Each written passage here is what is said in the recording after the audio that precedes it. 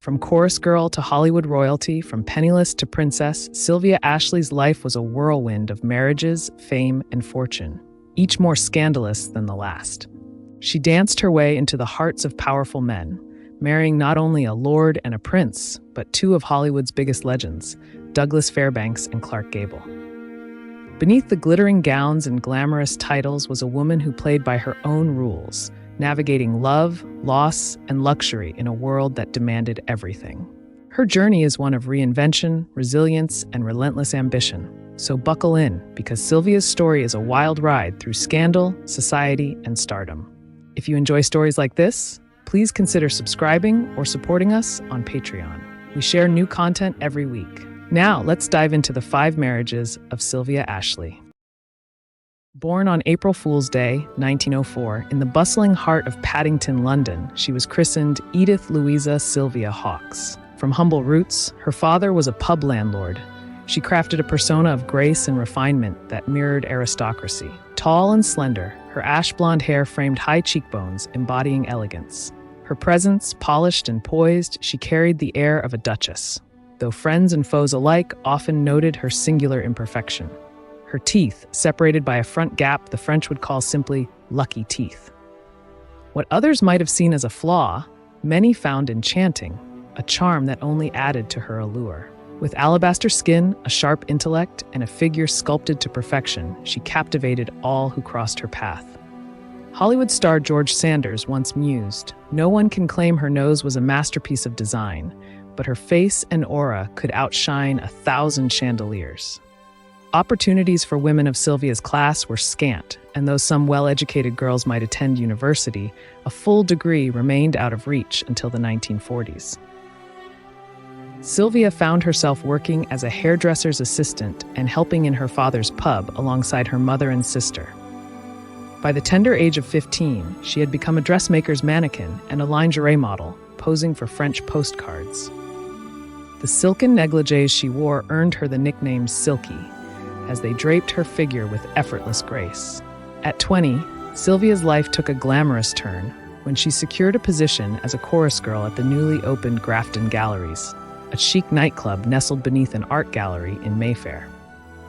Swiftly, she ascended from chorus girl to hostess, gracing the dance floor with wealthy patrons for a fee. Her charm caught the eye of Gordon Halsey, the nightclub's wealthy owner, and an affair soon followed. Though Halsey had many lovers among the staff, Sylvia never harbored resentment. The other women were her friends, and Sylvia herself enjoyed the attentions of several admirers who lavished her with jewels, clothes, and furs, tokens of devotion from men entranced by her magnetic presence. The West End soon beckoned, and Sylvia answered its call, stepping into the chorus line of C.B. Cochrane's famed production, a dazzling spectacle, much like Broadway's Ziegfeld Follies. She shed her birth name, Edith, and embraced her middle name, Sylvia, as she set her sights on stardom.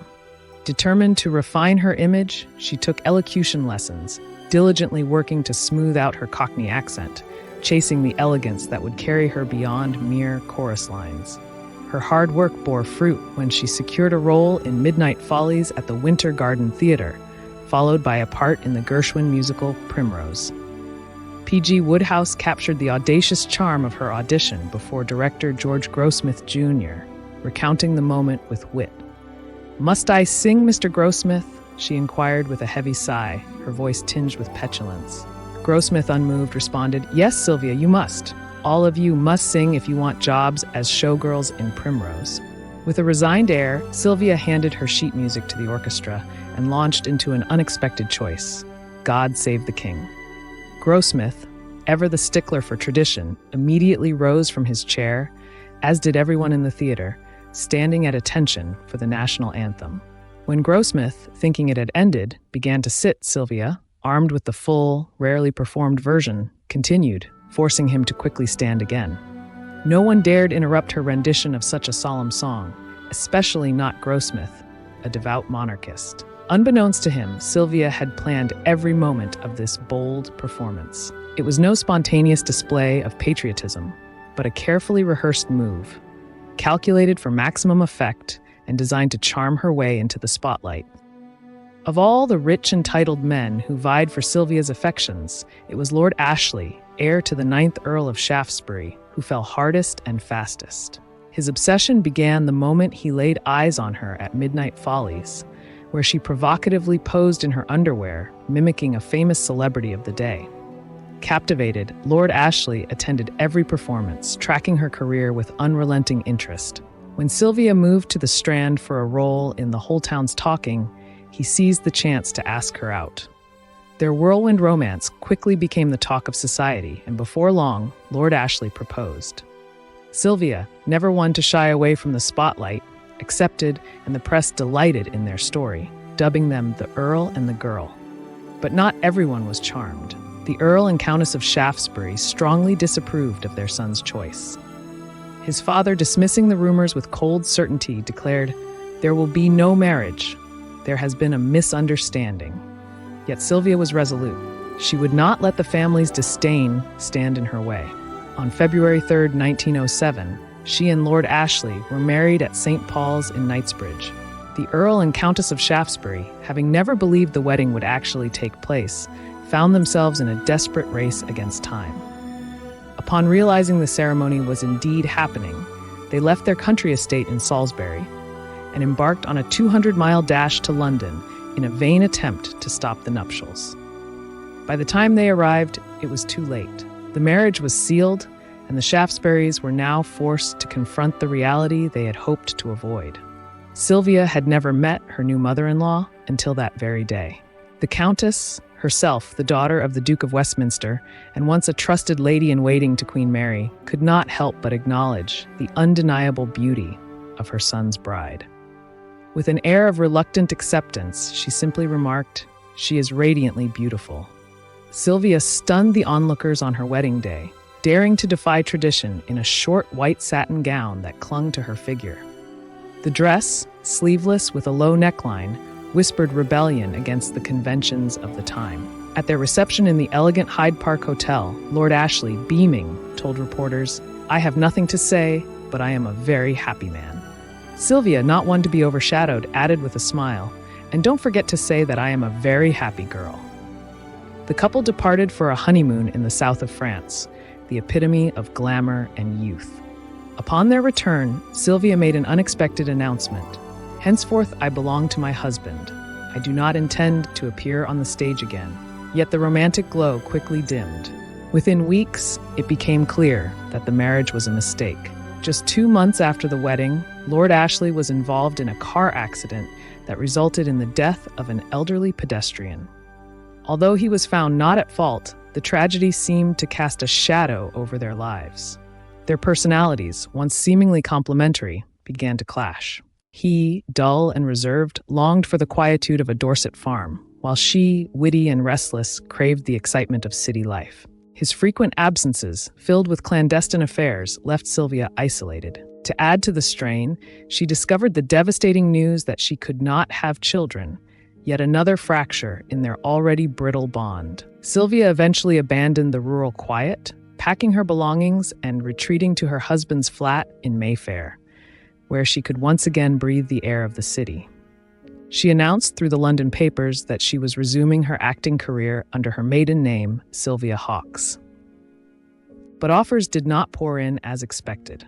Meanwhile, Lord Ashley, growing increasingly frustrated with her extravagant spending and erratic behavior, refused to cover her expenses.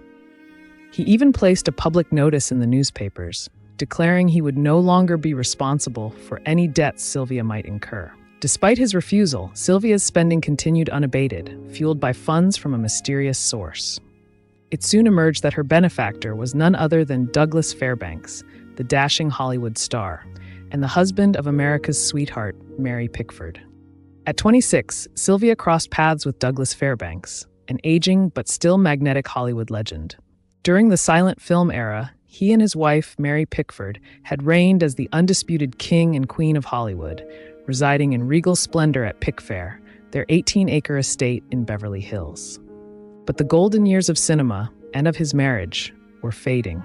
Cynics whispered that Sylvia's interest in Douglas was less about love and more a bid to revive her lackluster stage career, while his critics saw him as hopelessly naive, entranced by anyone with a whiff of aristocracy.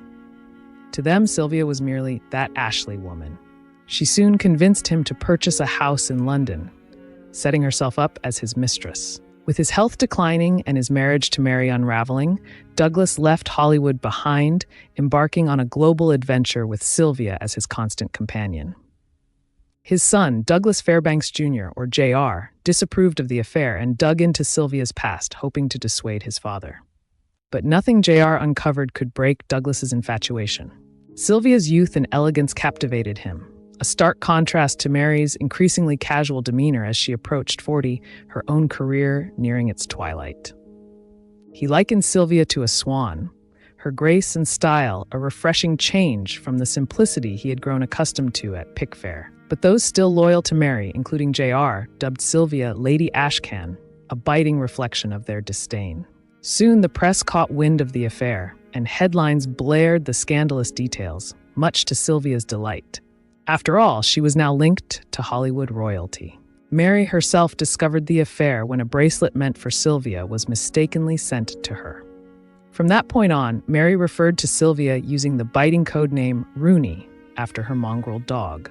The affair did not go unnoticed by Sylvia's estranged husband, Lord Ashley. He filed for divorce, citing her very public relationship with Fairbanks as evidence. The most damning proof came from the filming of Douglas's final movie, The Private Life of Don Juan, shot at Elstree Studios in England. Sylvia lived with him in a rented house nearby, and she even accompanied him to Spain for the exterior scenes. The pair continued their whirlwind lifestyle, frequently seen in the south of France, dining and dancing until the early hours of the morning. His old studio friends were taken aback when they encountered him, surprised by his excessive lifestyle and apparent discontent. Even the head of 20th Century Fox urged him to return to Mary, hoping to rekindle what remained of his marriage. Fairbanks made a half-hearted attempt at reconciliation, but the fracture in his marriage to Mary was beyond repair. She greeted him with cold indifference, refusing to believe his claims of fidelity. Disheartened by her icy reception, he confided in his niece, "If Mary does not want me, I know someone who does." This marked the beginning of the end, prompting Mary to file for divorce. With little left to salvage, Fairbanks returned to Europe, where Sylvia eagerly awaited him, and the two resumed their glamorous, globe-trotting life. The couple was photographed reveling in the snowy landscapes of St. Moritz, skiing, sledding, and ice skating with effortless joy. They moved on to Rome, where Sylvia indulged in lavish shopping sprees before heading to the Bahamas and St. Thomas, where they collected a luxurious yacht, complete with a crew of 32.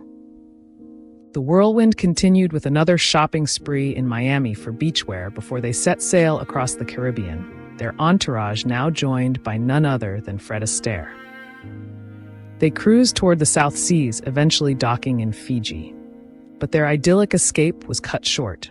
Fairbanks was summoned back to Hollywood for an urgent meeting with United Artists. The news wasn't good. His latest film, The Private Life of Don Juan, had performed poorly at the box office, delivering a blow to his already dwindling finances. The extravagant cruise alone had cost him $100,000. Jr. once again urged his father to reconnect with Mary, and Fairbanks agreed, until the very next morning, when Jr. discovered that his father had instead sailed for Europe. Before departing, Fairbanks called Sylvia and proposed marriage. She accepted without hesitation, unconcerned about how her own pending divorce might tarnish her reputation. She didn't contest the case and was ordered to pay £2,500, which Fairbanks quickly covered. By the end of the year, Mary was also granted a divorce. Soon after, Sylvia and Fairbanks chose to wed in Paris. Although French law required a 3-week waiting period between the announcement of intention and the wedding, Fairbanks managed to pull a few strings, securing a quiet ceremony just a few days later, on March 7, 1936, at the mayor's office. However, their union seemed cursed from the start. As they left the ceremony, Sylvia rebuked Fairbanks for neglecting to take her arm as they descended the steps. "Now, dearie, please," he said, a touch of irritation slipping into his voice. The ominous tone of their wedding day continued. On the way back, Sylvia's car collided with a taxicab.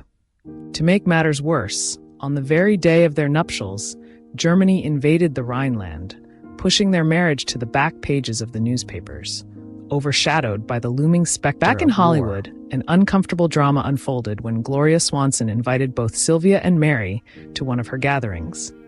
The press reveled in the sight of these two women, now sharing the same space. Sylvia, however, failed to see the humor, and neither did Mary. The encounter was a bitter one, and Sylvia cut Swanson out of her life. Mary, reeling from her crumbling marriage and Sylvia's presence, sought solace elsewhere, turning to drink and beginning an affair with Buddy Rogers, whom she would later marry. In the tight-knit world of Hollywood, it was inevitable that Sylvia and Mary would cross paths again. One infamous photograph captured the two women boarding a plane, with Norma Shearer planted firmly between them, the silent referee in this unspoken rivalry. As Douglas's glittering career dimmed, he and Sylvia drifted from the silver screen to globetrotting. Yet, even their travels couldn't outrun his failing health. JR watched with growing concern as his father's once vigorous lifestyle gave way to overindulgence in drink and tobacco.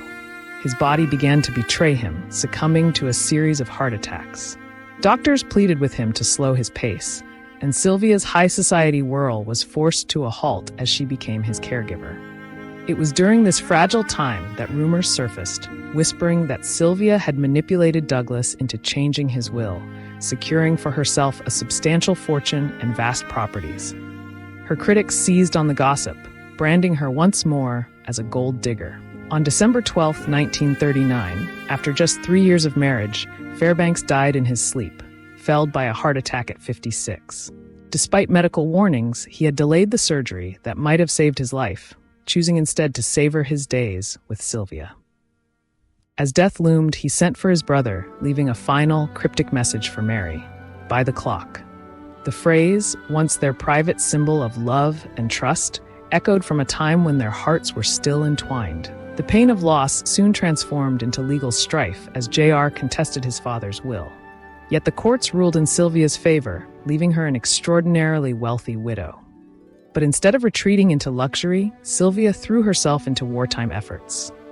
During the tumultuous war years, she found new purpose, volunteering at canteens for soldiers and co-founding the British Distressed Areas Fund with her sister. From their Los Angeles base, the fund provided vital aid, food, clothing, and medicine, to refugees in war-torn Europe, giving Sylvia a chance to step beyond the shadow of scandal and into a role of genuine Sylvia's service. War work introduced her to a new chapter of romance, this time with Baron Edward Stanley, a distant cousin of Clementine Churchill and the Mitford sisters. Yet once again, whispers of fortune hunting followed her.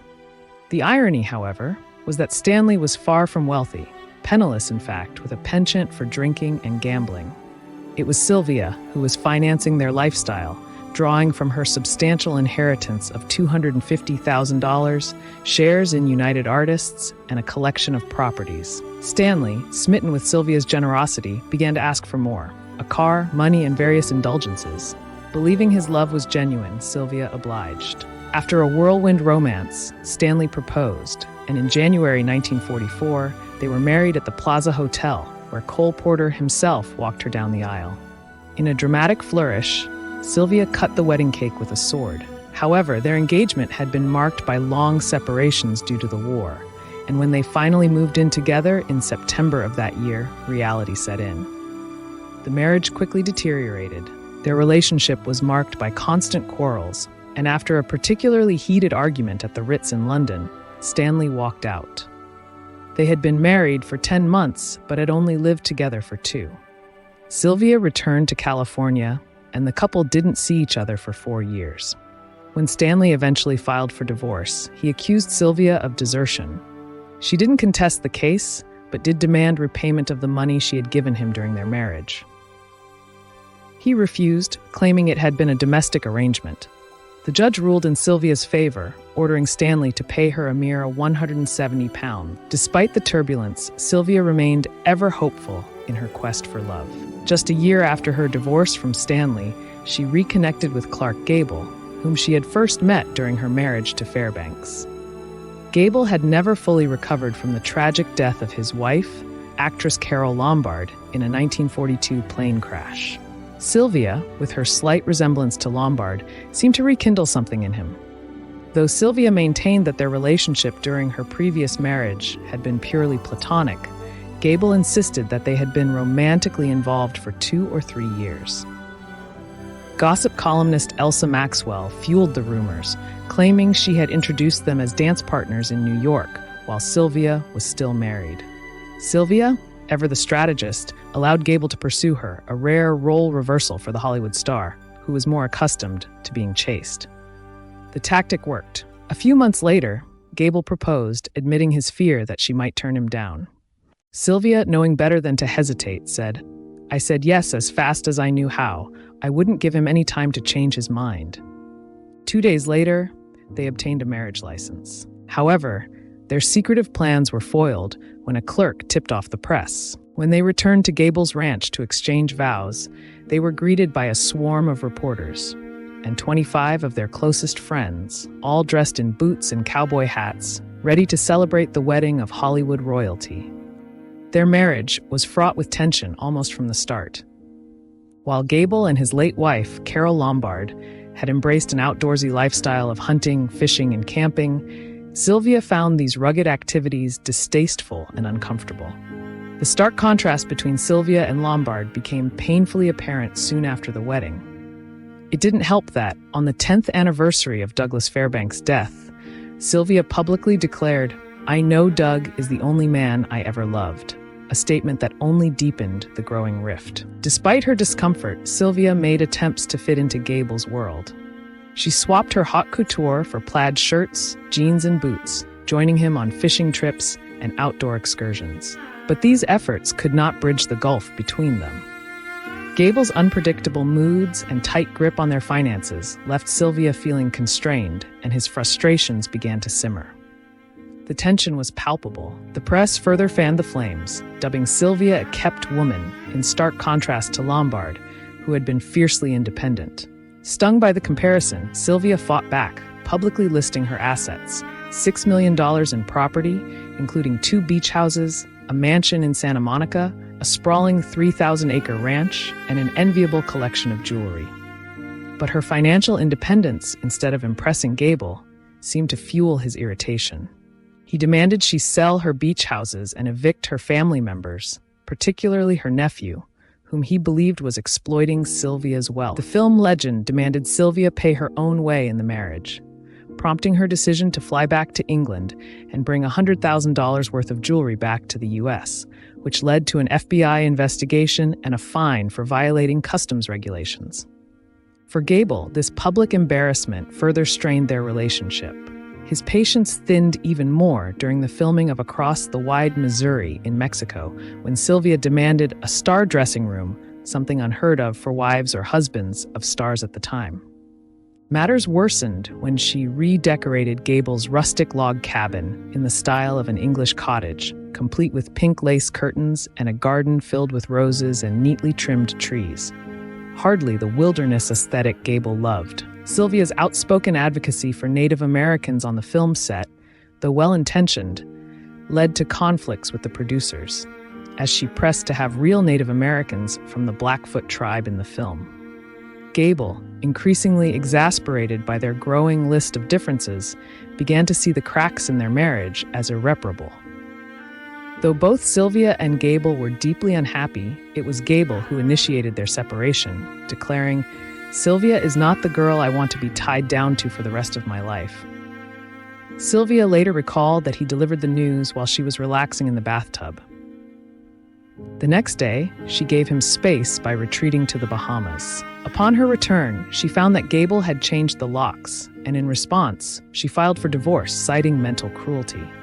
She hired the most expensive celebrity lawyer in Hollywood and sued for alimony. The court ruled in her favor, ordering Gable to pay 10% of his earnings for the coming year and 7% for the next 4, totaling roughly $150,000. Sylvia spent the next 3 years traveling the world, indulging in a series of affairs, until at the age of 50, she caught the eye of Prince Dmitri Jorgensen, a Georgian nobleman exiled in America. Dmitri, a hotel executive, race car driver, and thoroughbred breeder, pursued her with fervor. 3 months after they met, They were married, and Sylvia gained the title of princess. But rumors of divorce plagued them almost from the start. They seemed to lead separate lives, and their first major quarrel came when Dimitri was offered a business opportunity to manage a hotel in the Bahamas. "I put my foot down like a ton of bricks," Sylvia recalled, refusing to settle on some old island year-round. She left Dimitri in New York and went to London to buy a house, later claiming that visa complications prevented her from returning to America. In reality, she was on holiday in the south of France with friends. While divorce rumors didn't bother Sylvia, she was deeply troubled by an impending serialization of her life in a major London newspaper. The editor, an old flame, ultimately agreed to kill the story, sparing her the embarrassment. She was less concerned about the tales of her love life and more about the revelation of her real name, Edith, and her true birth year, 1904, not 1907, as she had started to claim. As Sylvia enjoyed her time on the Riviera, Dimitri rekindled ties with his former wife, a member of the exiled Russian Romanov family. He even became godfather to her son, adding to the speculation that their marriage was little more than a formality. By the time Sylvia reached 54, she had grown increasingly sensitive about her appearance. Once eager to be photographed, she now feuded with the press after being snapped disembarking from the Queen Elizabeth in Southampton. Hiding her face, she snarled, "I don't like being photographed in the morning." The press, ever ruthless, noted that despite her platinum mink coat, she had runs in her stockings. The 1960s brought further distance between Sylvia and Dimitri, who continued to live apart. Sylvia surrounded herself with her sister, niece, and nephew. In 1967, tragedy struck when her nephew was paralyzed in a car accident. He was awarded $1.5 million in damages and moved in with Sylvia, becoming the son she never had. She devoted herself to his care, but 2 years later, he succumbed to his injuries. His death devastated Sylvia, and she never fully recovered from the loss. In her later years, Sylvia split her time between an apartment in Los Angeles and a rented yacht in Monte Carlo. She avoided London for years due to a British law requiring dogs to be quarantined for 6 months. But when her beloved dog died, she finally returned to the city she once called home. Leading a quiet, secluded life, Sylvia and Dimitri remained married in name only, never seeing each other again. She died of cancer in 1977, still a princess but forever haunted by the losses she had endured. Sylvia Ashley's life was a tapestry woven with ambition, beauty, and reinvention. From her humble beginnings as a pub landlord's daughter, she rose to Lady Ashley, Baroness Sheffield, and later, a princess, titles that mark the different chapters of her ever-evolving story. Like silk flowing into satin, she adapted effortlessly to the worlds of high society and Hollywood, captivating admirers along the way. Her life was a brilliant dance between wealth and survival, fame and reinvention, always spinning forward. Though her marriages and relationships defined her public persona, Sylvia's true legacy lies in her ability to endure and thrive in a world that both adored and judged her. She was a woman of undeniable charm, navigating her own path through the glitzy yet unforgiving circles she inhabited, leaving behind a shimmer of mystery and allure. I hope you enjoyed this week's video on Sylvia Ashley. Let me know your thoughts on Sylvia and her life in the comments. If you like stories like this, we have over 50 women's biographies on the channel. Please check them out. As a small channel, your comments, likes, and shares really help us to keep doing this. We also have a Patreon if you are interested in becoming a supporter, and a special thanks to all our patrons. Velocity Girl, Jillian Barker, ZenLife68, Junie Moon, Philip Gallegos, Kingsley Clark, Kafam Chung, Harry Thurston, Second Soprano, and Karen Craig. Let me know who you would like to see next, and as always, stay safe, and thanks for watching.